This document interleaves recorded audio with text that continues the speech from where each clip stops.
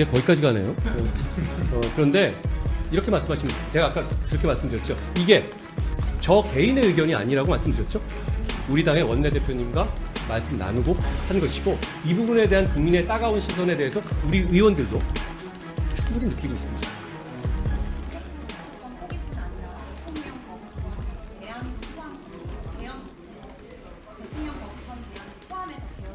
그걸 포함한다는 건 안 하겠다는 얘기죠.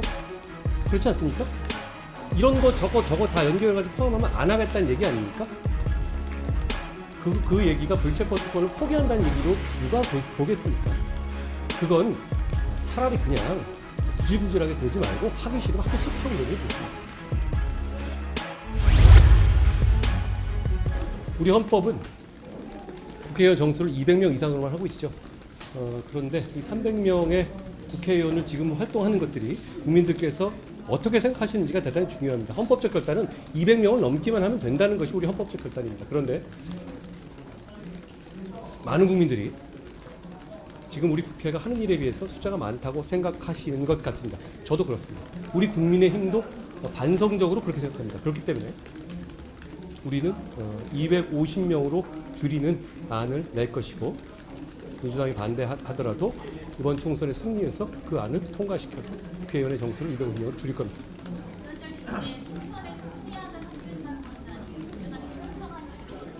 민주당이 찬성하면 바로 합니다. 당연히. 아니 민주당이 반대하면 우리가 승리해야만 줄일 수 있습니다. 그렇지 않겠습니까? 위원장님, 이번 주에 이재명 대표가 당무에 복귀할 걸로 보이는데요. 따로 이재명 대표 만남이나 이렇게 얘기했습니다. 당무를 잘 하시기를 바라고 몸을 잘 키우시기를 바랍니다. 제가 저번에 이 큰일 당하셨을 때 그날 바로 제가 병문안 인사를 드린 적이 있었거든요. 몸이 괜찮으시면 제가 문안 인사 병문안을 한번 가보고 싶은 마음입니다. 민주당에서 불체포특권 포기뿐 아니라 대통령 거부권 제한을 포함해서 개헌을 검토하고 그걸 포함한다는 건 안 하겠다는 얘기죠. 그렇지 않습니까? 이런 거 저거 다 연결해가지고 포함하면 안 하겠다는 얘기 아닙니까? 그 얘기가 불체포특권을 포기한다는 얘기로 누가 보겠습니까? 그건 차라리 그냥 구질구질하게 그러지 말고 하기 싫으면 하기 싫다고 그러는 게 좋습니다. 의원님 지금 그 290석이라고 하셨는데 290이 비례대사 없애겠다는 말씀. 그 방식에 대해서는 일반적으로 많은 분들이 비례에 있어서의 우리 지난 4년 되돌아보면 그 비례의원들 중에서 실제로 과연 직능을 대표한다기보다는 다음 지역구를 따기 위해서 그 당에 권한 있는 사람에게 맹목적으로 추종하고 충성하고 그 과정에서 무리한 가짜뉴스를 뿜어대고 그걸로 정치와 국민들의 마음을 혼탁하게 한 예를 우리가 잘 봐왔습니다. 그렇기 때문에 비례대표에 대한 여러 가지 비판의 시각이 있는 것도 알고 있습니다. 그렇지만 반면 지역구에서 당선되기는 어렵지만 직능과 소수자를 대표한다는 비례대표 제도의 순기능도 물론 있습니다. 민주당이 그걸 그렇게 운영하고 있지 않은 게 문제인 것이죠. 그러니까 그런 걸 감안해서 그 숫자는 이렇게 저희가 50을 줄인다라는 걸 해놓되 어떤 방식으로 할지에 대해서는 저희가 차차 고민하겠습니다. 다만 뭐 이 얘기는 저 혼자 한 얘기가 아니라 우리 원내에서 대표님과도 상의한 내용인데요. 저희는 국회의원을 정수를 줄이라는 국민적 요구에 순응하고 적극적으로 나설 것이라는 입장을 분명히 다시 한번 말씀드립니다.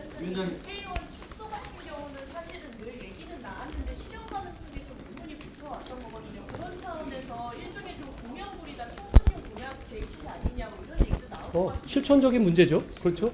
저희는 지금까지 여러 가지 세네개를 말하면서 다 하나씩 저희가 실천적 요구를 붙여왔거든요.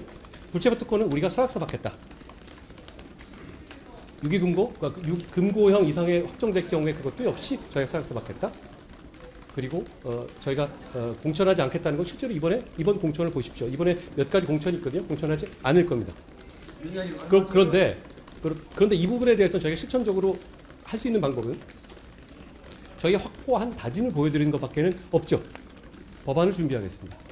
그렇다면 연관지어서 의원 축소 자체가 또 다른 부작용을 낳을 수 있다 이런 지적도 있습니다. 어떤 지적이 있을까요? 그 인원 전체적인 인원수를 좀 축소하는 거잖아요. 국민의 대표성을 좀 축소하는 건 아니냐 이런 지적도 나올 수 있습니다. 그건 아까 제가 스피치 할 때 말씀드렸죠. 국민들께 여쭤봅시다.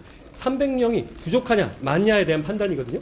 그거는 여러 가지 찬반이 있을 수 있지만 다만 많은 국민들은 지금 300명이 그만큼 투입되는 세비라든가 세금을 감안할 때 그만큼의 역할을 못하고 있고 오히려 줄여도 더 집약적으로 잘 할 수 있다라고 생각하실 거라고 저희는 생각합니다. 저희는 그쪽의 판단이 더 국민의 판단이라고 보고 그 판단을 따르고 그 판단에 따라서 적극적으로 임하겠다는 말씀을 드린 겁니다. 위원장님, 얼마 전에 5.18 폄훼 논란으로 당 윤리위에 직접 폐표를 지시했던 허식빈 천시의회 의장이 한 위원장님 제대로 알지 못하고 윤리위에 지시했다고 지금 얘기를 하는데 공식적으로 어떻게 생각하십니까?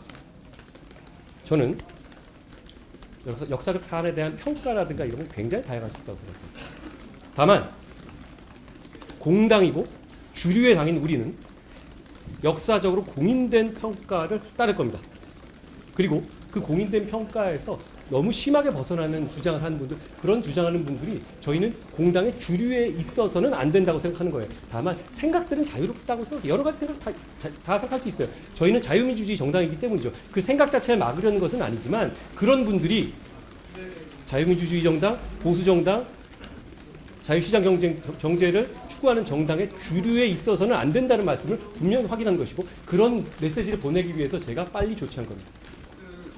의원 정부 축소를 총선 승리 의료 법안으로 하실 거라고 했잖아요. 근데 총선이 끝나면 비대위가 해체되고 위원장님도 출마 안 하신다고 했고 그랬는데 혹시 어떤 법안으로 하실 건지랑 전당대회 출마하실 거라고 혹시 전해드렸나요? 그게 거기까지 가네요. 그런데 이렇게 말씀하시면 제가 아까 그렇게 말씀드렸죠. 이게 저 개인의 의견이 아니라고 말씀드렸죠. 우리 당의 원내대표님과 말씀 나누고 한 것이고 이 부분에 대한 국민의 따가운 시선에 대해서 우리 의원들도 충분히 느끼고 있습니다. 오전에 윤재혁 원내대표가 안녕하세요. 진보 진영에서 연합 동작을 K-pop 선동이라고 강하게 비판하셨는데요. 네, 진보 진영에서 이제 강행을 한다고 해도 위생정당은 안 받으시는 걸 받아들였어요. 아니 저희가 그렇게 말씀드렸죠. 지금 이건 현실 세계에서의 민의를 반영하는 국회를 구성하는 문제입니다. 이렇게 우리가 여서야대의 이 횡포를 얼마나 오래 겪고 있고 제대로 정부가 인수됐음에도 불구하고 정부가 제대로 할 일을 못하고 있잖아요. 그건 현실적인 문제예요. 그런데 우리는 입장을 분명히 밝히는 것이죠. 지금의 그 위성정당을 출연하게 하는 제도를 만든 책임은 우리한테 있지 않습니다. 그건 민주당이 독단으로 통과시킨 거잖아요. 정의당과 연합해서. 그럼 그게 맞지 않다고 왔다 갔다 하고 있는 입장을 보이고 있죠. 우리의 입장은 분명합니다. 우리 입장은 당연히 그게 아니라 단순한 원래대로가 낫다는 것이죠. 기자님, 지금 준연동 제도가 왜 50 몇 프로 넘어가는 거는 효과가 없고 그래야 되는 특별한 논리적 근거를 이해하십니까? 저는 이해가 안 되거든요. 왜 그래? 그러니까 그게 산수상 그렇게 날아가고 왜 이쪽에서 있던 걸 이쪽으로 넘겨줘야 되고 이렇게 돼 있잖아요. 지금 비례 의석을. 그건 쉬워요. 알겠는데 왜 그래야 되는지 모르겠어요. 그거 설명할 수 있는 사람은 없을 겁니다. 왜 그 수치여야 되는지는. 그러니까 계속 의문이 나오고 이게 기교적인 어떤 그 정치 기술이 되는 거잖아요. 그런데 과거의 제도는 그냥 표를 그냥 계산하는 거니까 그게 그 자체가 정당성 자체는 그냥 쉽게 수긍할 수 있는 부분이에요. 국민들 다 이해하시고요. 그리고 지금 그 준연동제를 국민들이 요구했습니까? 아니잖아요. 그거 시작할 때 어떤 거였죠? 정의당하고 민주당이 어떻게 보면 자기들끼리 어떤 그런 계산에 의해서 한 거 아닌가요? 그게 국민의 뜻과 관련이 있습니까? 그래놓고 지금은 이재명 대표가 비례 나가야 되니까 병립형을 원래대로 놨다고 계속 얘기하다가 당내 상황이다 하니까 왔다 갔다 하고 있잖아요. 그 문제를 지적해야 하는 겁니다. 우리의 입장 바뀐 적이 없습니다. 우리는 당초의 제도가 국민의 민의에 맞고 국민들이 이해하시기도 좋고 그게 논리적으로도 간명하다고 생각합니다. 그렇지만 다수의 힘으로 연동형 지금의 제도를 유지하겠다 나온다?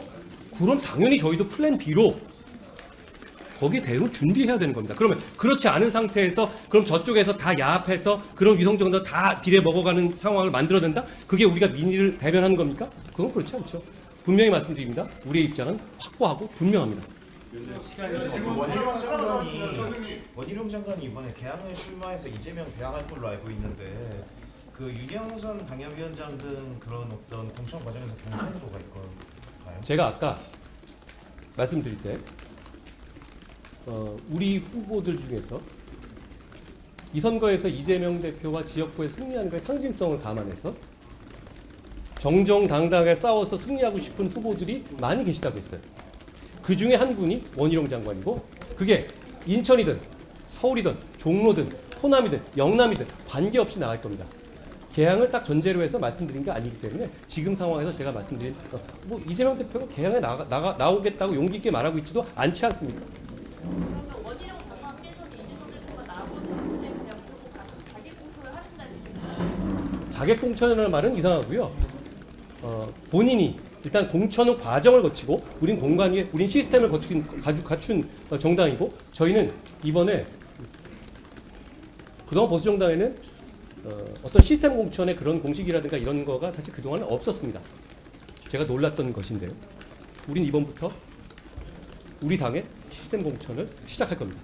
그 시스템 공천의 틀에 맞지만 원희룡 장관께서 그런 의기와 결기를 밝히신 겁니다. 거기서 승부하시겠다는 것이죠. 그 시스템에 벗어난다라든가 그런 건 당연히 아닙니다. 이재명 대표가 지금 계양구에 새 사무실을 계약을 했다는 얘기를 제가 어제 들었는데, 그럼 이재명 대표가 계양을에 나온다라는 게 사실화가 되면 원희룡 장관이 계양을에 출마하는 거라고 봐도 되는 건가요? 원희룡 장관께서는 만약 이재명 대표가 개항을 해서 출마하실 경우에 저희의 이곳에서 우리 후보로 출마하시기 위한 절차를 밟으실 거라고 저는 생각합니다. 저 그 배우 이성균 씨 사망을 두고 문화예술인들이 정치권의 진상조사 지난번에 요구했었는데 혹시 여당 대표로서 좀 하실 말씀이나 입장이 있으실까요? 유명인이나 연예인 국한할 건 아니고요.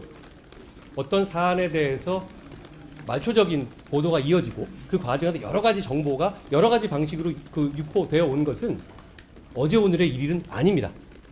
그리고 그 과정이 대단히 고통스럽고 그 당사자에게 너무나 그 가족이나 당사자에게 큰 비극을 가져온다는 점도 잘 알고 있습니다. 저도 비슷한 일을 많이 당해봤고요. 그런 점에서 개선이 필요하다는 점에서는 저는 대단히 공감합니다. 다만 그것이 어떤 연예인들에 한해서 그래야 된다라든가 셀럽에 한해서 그래야 된다, 그런 식의 생각에는 많은 국민이 동의하지 않을 거고요. 많은 사람들이 그런 식의 피해를 당할 수 있는 구조에 대해서 여러 가지 개선점을 찾아봐야 한다는 그분들의 말씀에는 취지에는 공감합니다.